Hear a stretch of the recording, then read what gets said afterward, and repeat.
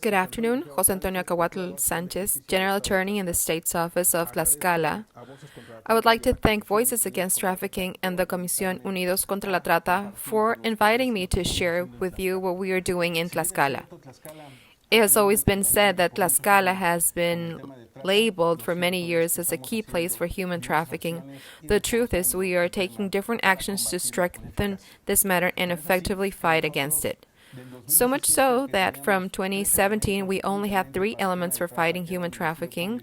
We only had 1 General Attorney's Office and 2 elements. We now have 5 public agencies for the specialized attention and 17 investigating police elements that are in charge of investigating 4 specialized elements, 1 element for the Public State Commission, and 2 elements of the National Guard.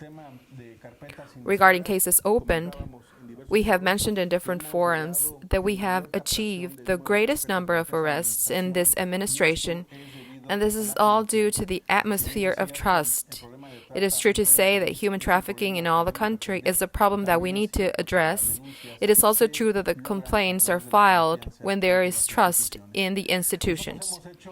We have at least carried out 3 operations in an institutional effort with different local and federal institutions, such as COEPRIS, Protección Civil, Migración, Sedena, Guardia Nacional, and CONACE, from which we have achieved the closing of 9 motels where prostitution was being practiced, 3 files corresponding to human trafficking, and also there has been a listing of people who practice prostitution in 2 of the main roads in Tlaxcala.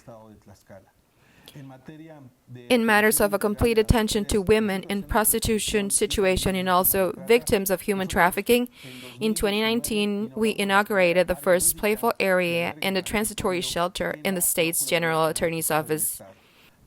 In March 2020, the UIDAI Unit of Crimes of High Impact was inaugurated, where we gathered the special subject of human trafficking and kidnapping. And we also have an area designed for children and a transitory shelter. This means that we currently have 2 shelters of this kind, where at least 17 people have used them as victims to give follow-up to the files opened on human trafficking matters. Regarding the training matter, we have established the training of the police force and public agencies.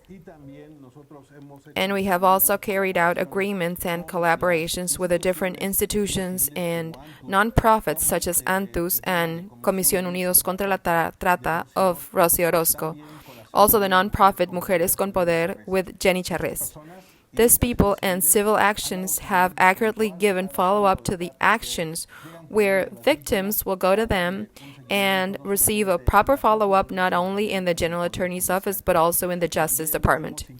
We have also increased our presence in social media with the purpose of preventing human trafficking, carrying out infographies, videos, and images that will allow us to establish a closer approach with the society and with the most vulnerable youth sector.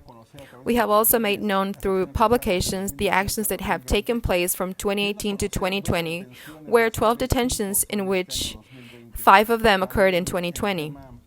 Also in regards to bringing awareness to the general population, we have increased our influence. We now have had more than 23,000 people trained in the general population. This is just a brief summary that we can share since we have little time. This is what has strengthened us here in the Attorney General's office in Tlaxcala to be able not only to start investigating cases and give a proper follow-up, obtaining the trust of the victims, to be able to achieve more judicial cases that will end up in a condemning sentence. That is our objective, and that is what we can share in a very general and concrete way in the state of Tlaxcala. Thank you very much.